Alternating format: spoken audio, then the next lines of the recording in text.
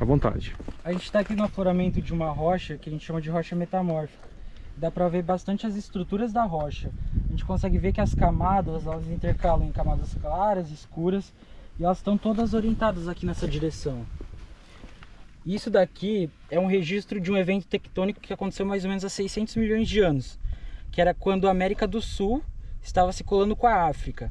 E essas duas placas, elas estavam se chocando de uma forma que a gente chama de cisalhamento.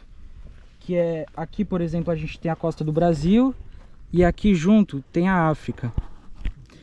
E eles estavam, a gente está bem nesse lugar aqui, nesse encontro de placas tectônicas.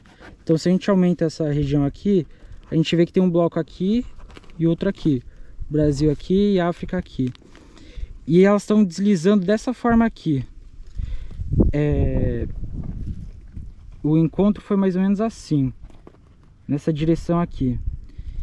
E aí, isso daqui é o que forma a zona de cisalhamento, ou seja, elas estão raspando uma contra a outra. Isso faz com que deformem as rochas. Essas rochas aqui, elas se formaram em subsuperfície, a mais ou menos 30 km de profundidade. E o que aconteceu foi exatamente isso no metamorfismo. Você tem um esforço para cá e outro para cá. E você deforma a rocha. E aqui no meio você consegue ver as camadas orientadas. Muitas delas têm um indicador cinemático, que é um sigmoide, que ele vai indicar a direção do movimento, que ele vai deformando a base para cá e o topo para cá.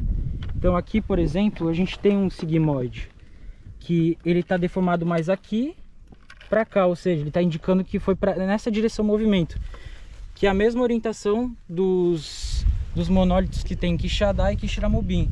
Todos eles estão orientados nessa direção, que segue um padrão de nordeste e sudoeste. Perfeito.